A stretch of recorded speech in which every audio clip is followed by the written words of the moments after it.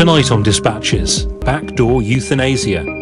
I asked questions, why is my dad like this? And they just kept saying to me, your dad's dying.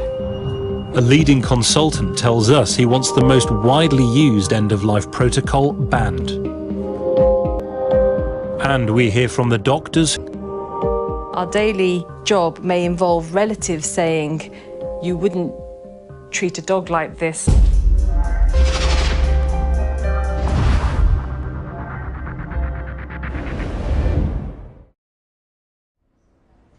It's estimated around 90,000 people die every year after being placed on the LCP on the NHS.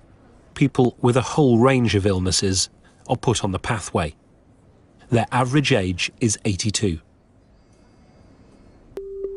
Relatives claim their loved ones have been starved and dehydrated.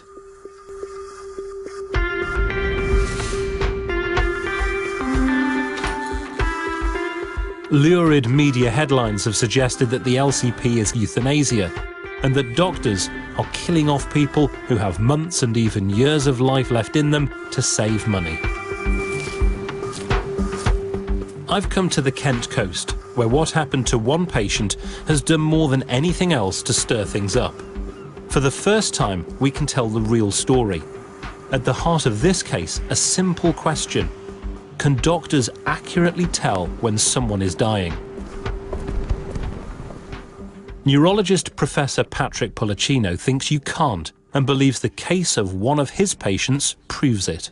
There is no data for telling that somebody is in the last hours or days of life. So the actual decision is not a scientific one. The actual decision is an intuition by the group that's making the decision. If you start to say somebody has a poor prognosis, then you make it a self-fulfilling prophecy.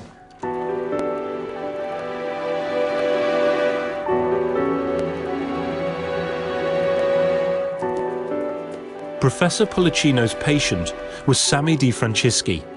He met his wife Maria in their native Sicily, and they then made a life for themselves in England. He loved his family. His family was number one to him. His wife, he loved his grandchildren. Every spare time he would spend with the children. Real family man. Good father. Lovely, lovely father. Just after Christmas 2009, his daughter was told to urgently come to the hospital where he was being treated. My dad was just laying there. There was no drips, there was no medication given to my dad at the time, and I asked questions, why is my dad like this? And they just kept saying to me, your dad's dying, your dad's not very well. Sammy was placed on the pathway not by his consultant, Professor Pollicino, but by doctors on a weekend team. It wasn't time for him to go. I did mention to the nurse, I did say to them, my dad's not a number. He's my dad. He's a husband, a granddad, and I wanted my dad home with us. You said my dad isn't a number. Why do you think that was relevant, that phrase? Because I don't want them to kill my dad off. It was at this point that Professor Pollicino arrived at the hospital. I went off for the weekend one Friday, and when I came back on a Monday morning, I found that he was extremely drowsy and he wouldn't respond. I said, well, what's happened to this patient? And they said, well, he's been put on the Liverpool Care Pathway. So then I looked into it and saw what treatments he was on, which were totally inappropriate for his situation. And I said that it should be stopped. I'm looking through the hospital notes here into Sammy's case. Now, what they show is that there was a serious disagreement between Professor Pollicino and other doctors and nurses. They had decided that the LCP was the best way forward for Sammy. But less than 2 weeks after he'd been taken off the pathway, his condition had improved. Professor Pollicino removed him from that pathway, and then, 10, 11 days later, your dad is sitting in a chair watching television. Recovering from what he experienced. smiling, speaking. It was just my dad back.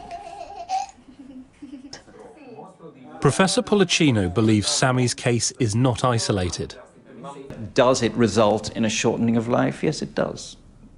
And in some cases, appreciably.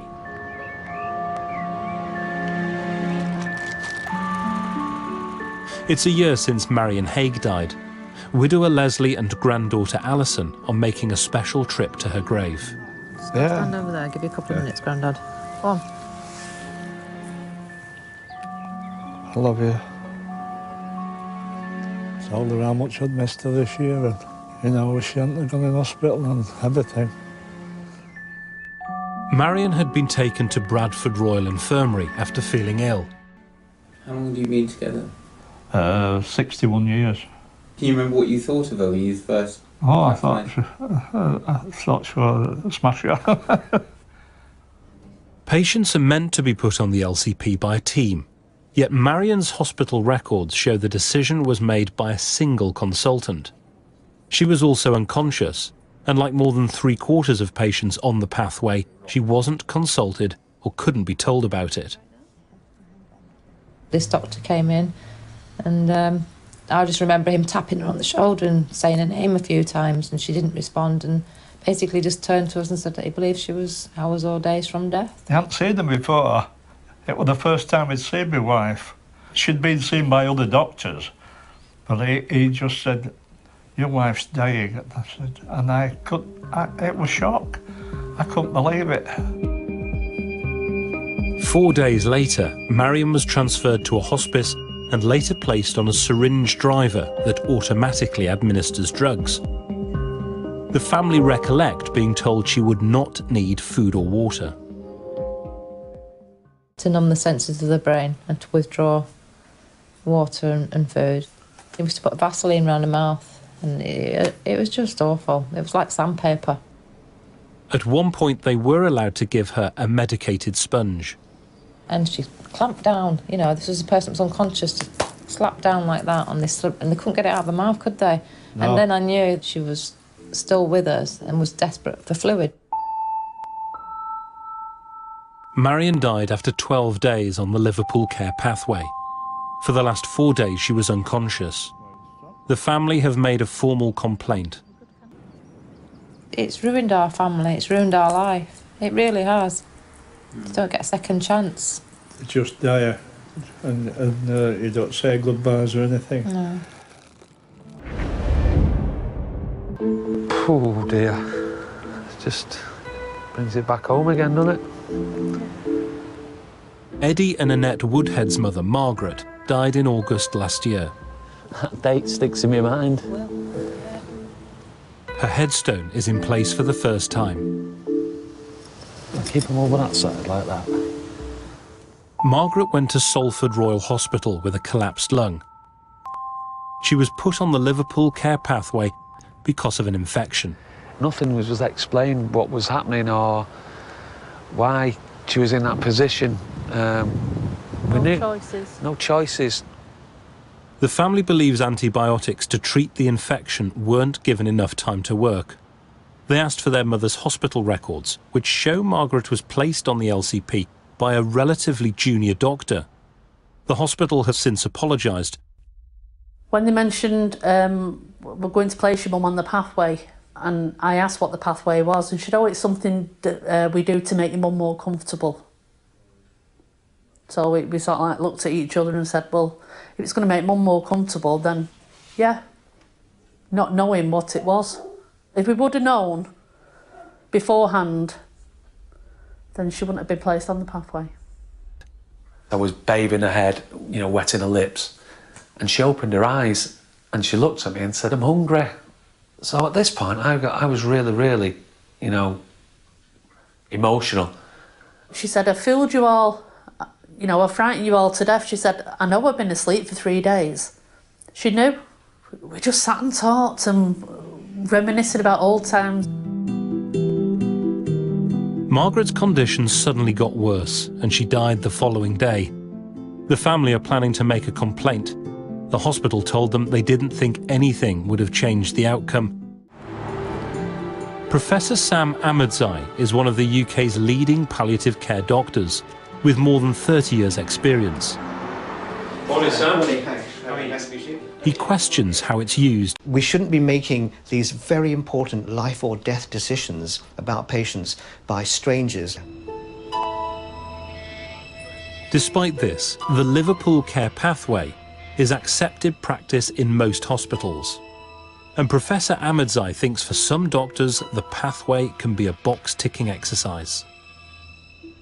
It allows people to make decisions without the intense decision-making that I would normally bring to the patient.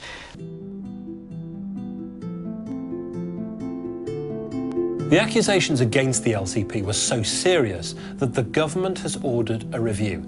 It will look at all aspects of the pathway, including whether cost pressures play a part. One consultant told me that the LCP has no place in medicine. Have you ever put a patient on the Liverpool Care Pathway? No, I never have put a patient on the Liverpool Care Pathway. And never will do? I hope that the Liverpool Care Pathway is, going to be a thing of the past. And, there are a lot of people and families who are suffering terribly because relatives were put on the pathway and killed. And they just can't live with themselves. Tens of thousands of people will die on the LCP this year in hospitals. A choice that many will never have made.